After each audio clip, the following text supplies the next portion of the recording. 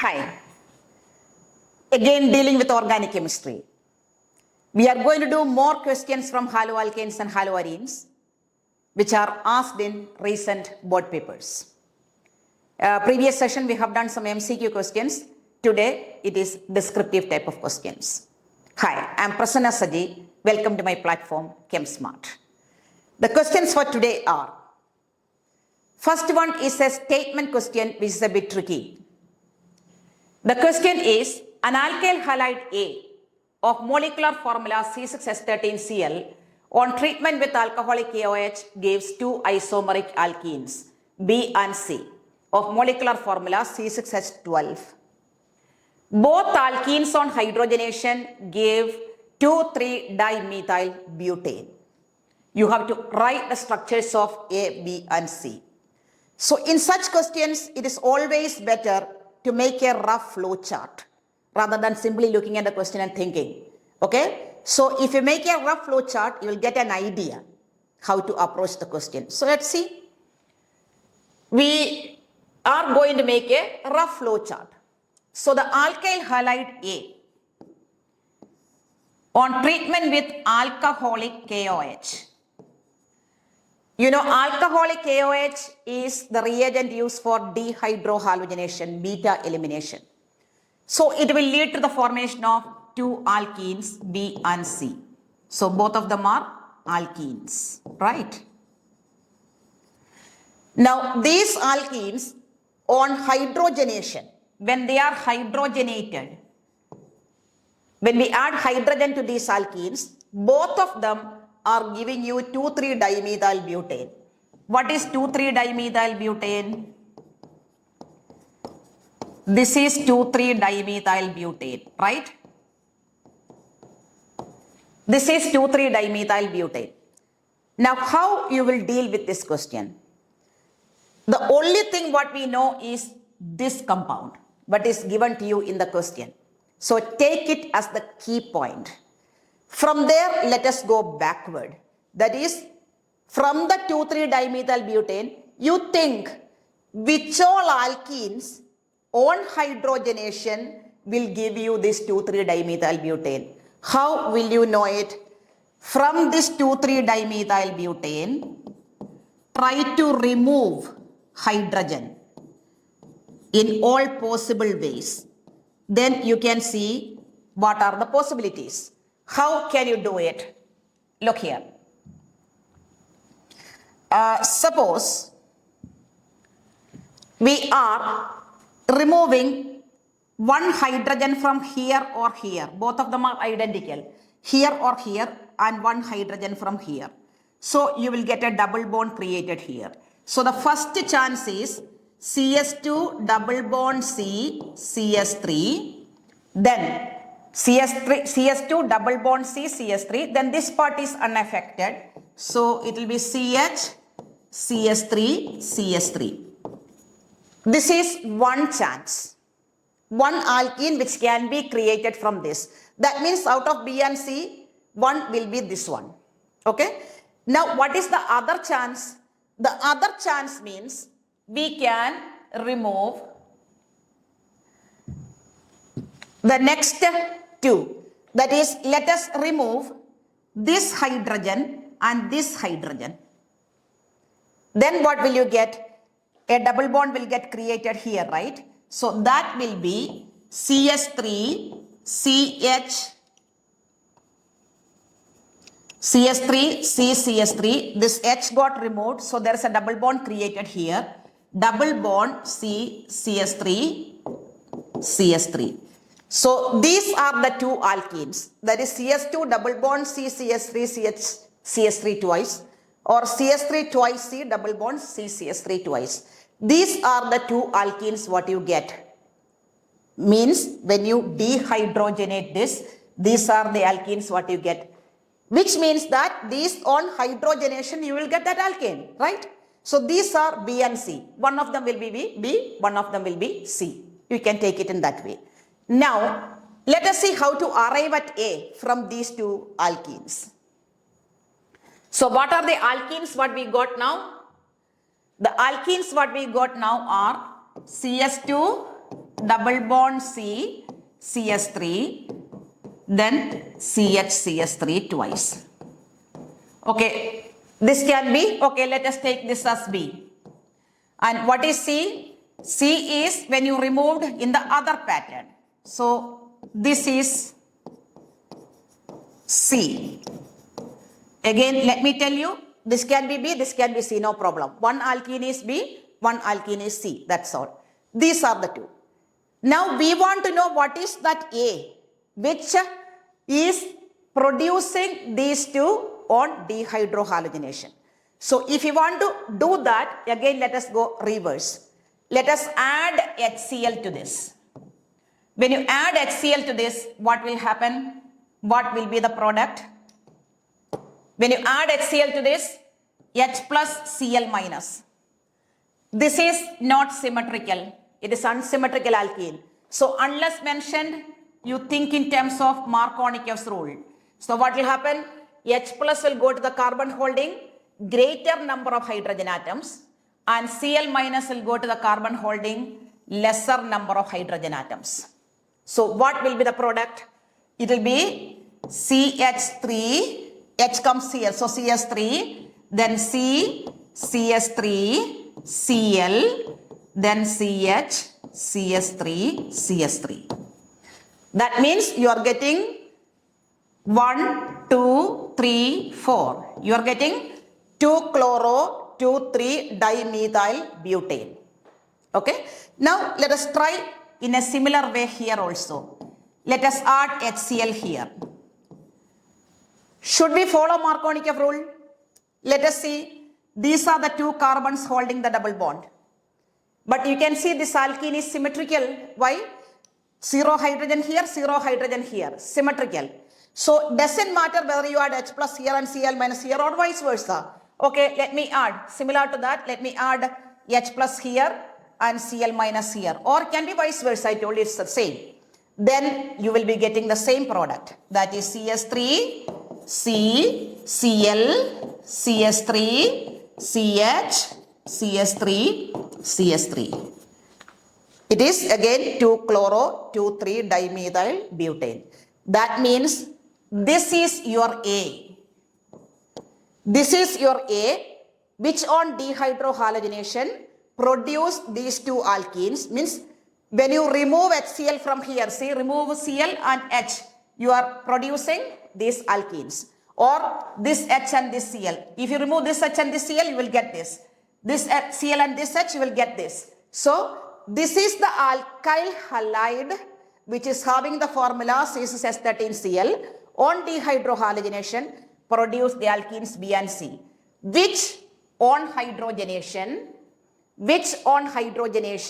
you are getting this 2,3-dimethyl butane. So I hope it is clear. Let us recap it once again. What is that? This is the alkane what you got, which is produced on hydrogenating B and C alkenes, which we got these two.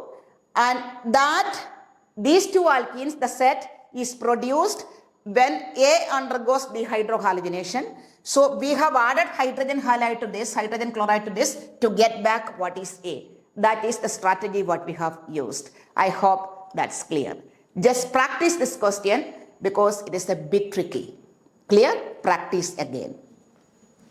Now, let's go to the next question. Give reason. First one, benzyl chloride is highly reactive towards SN1 reaction. You know, SN1 reaction is all about what? Stability of the carbocation. In step 1, carbocation is produced. So if carbocation is stable, then it can easily undergo SN1 mechanism. So benzyl chloride is highly reactive in SN1 reaction means the carbocation produced from benzyl chloride, which is benzylic carbocation, it is stable. Definitely it is stable because of resonance happening in it. Resonance stabilization of the benzylic carbocation. So it is better to even draw the resonance in benzylic carbocation. You know this is benzyl halide, right? For example, benzyl chloride I have drawn on the board. If this Cl minus is gone, you will be getting benzylic carbocation. And how it is getting stabilized by resonance? It is there given in your textbook. I'll just show you it roughly. So what happens is this will get shifted here.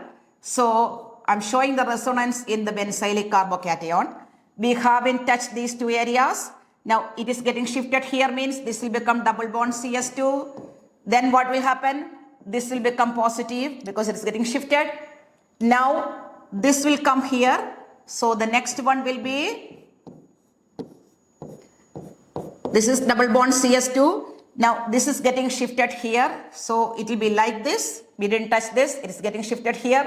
This will become plus, right? Then this will get shifted here. That is, here will become double bond and here will become positive.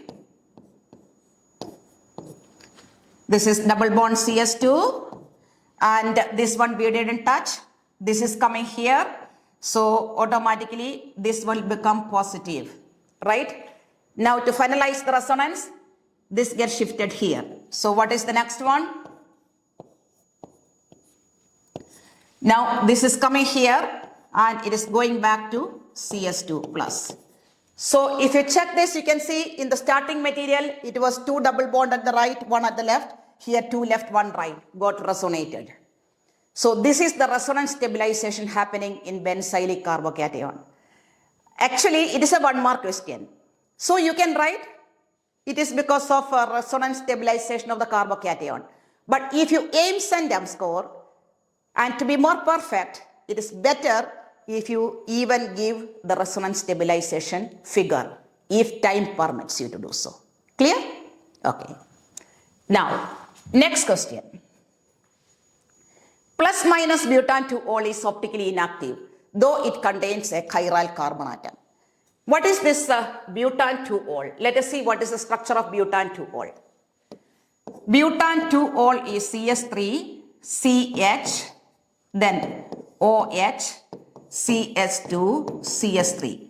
I just expanded this CH for a purpose. Okay, CS3, CH, OH, CS2, CS3. This is butan 2-ol. There is a chiral carbon here. And what is the chiral carbon here? The chiral carbon is this one. What is the reason?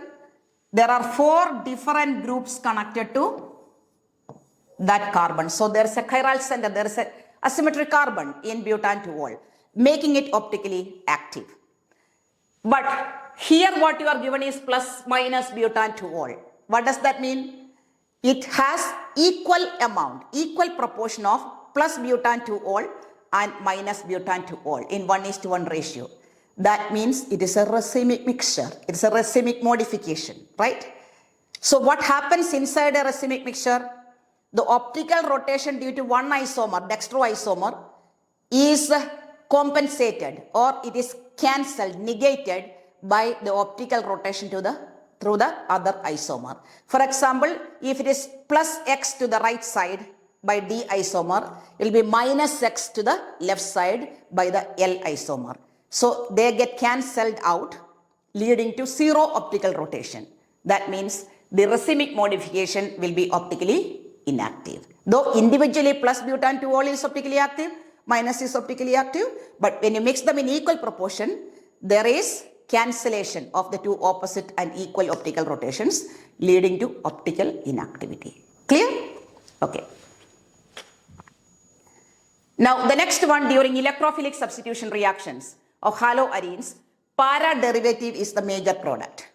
Let's see what is happening in this haloarene. If you take haloarene, this is haloarene. And coming to the resonance in haloarene, you know there are 3 lone pairs here. And because of the electron-rich nature of the halogen, it is electron releasing. It is having plus R effect. So this is what is happening. Okay, and the lone pair is coming here. You know the resonance in haloarenes, right? Okay, so this will become negative. The next shifting will be, this will come here. So this will become negative. Next one is, this will come here. This will become negative. So what is the net result during resonance in haloarine? Both the ortho positions and the para position, they are becoming negative, electron rich. And electrophilic substitution means incoming party is an electrophile, positively charged entity. So it will have the tendency to attack both the ortho and para positions. That is why we get a mixture of ortho isomer plus para isomer. But when you compare the percentages of the two isomers produced, it is seen that para isomer is the major product, ortho is minor. Why? If it is ortho, what happens is they are close to each other. X and the ortho substituted party, substituted group, they will be close to each other. There will be steric repulsion, steric hindrance. But if it is at the para position, there will be less steric hindrance. So there will be more stability. That is why para becomes the major product in relation to the ortho isomer. Clear? So I hope that's also right. Now the next one. The product formed during SN1 reaction is a racemic mixture. We have just discussed in one of the previous questions in today's session itself, SN1 mechanism goes through the carbocation formation in step 1. You know, carbocation, it is sp2 hybridized. If you take a carbocation, okay, suppose this is the carbon holding the positive charge. So carbocation is sp2 hybridized and it is trigonal planar with bond angle 120 degree. Because it is trigonal planar, there is equal chance of attack of the nucleophile from either side. It can be from this side or from this side, or from top or from bottom, equal. That is why we are getting equal amount of one enantiomer dextroisomer and the other enantiomer levoisomer. So you will be getting a mixture of both the dextro and levoisomers in equal proportion, which is leading to a racemic mixture. Therefore, you remember that SN1 mechanism always follows racemization because we get a racemic mixture due to sp2 hybridized nature of the carbocation and its planar nature and equal chance of attack from both the sides. Clear? Now, the next question is, chloroform is stored in closed dark colored bottles. You know, chloroform has a tendency to undergo photochemical oxidation in the presence of light, if it is exposed to light. And if it is getting oxidized, you will be getting a highly poisonous gas called phosgene or carbonyl chloride. So to prevent its formation, we are storing chloroform in closed dark colored bottles. And as I always tell you, if you aim perfection, better to give the chemical reaction also. That is, chloroform will undergo oxidation in the presence of sunlight. Then you will be getting COCl2, carbonyl chloride or phosgene plus HCl. So that is the reaction. Better to give the reaction also. That's all for today, and I hope what all questions we have done today, they are crystal clear to you, and make sure to practice such questions if you aim perfection. And you have to score extremely well in organic chemistry in the upcoming board examination, which you can easily do if you practice all these questions which we are doing in all these videos uploaded. Make sure to watch all the videos without fail, and definitely you can get there to your dream score. Okay? So please do like, share and subscribe to my channel as I always tell you, and wait for the next session. See you inside for the next session. Till then, bye.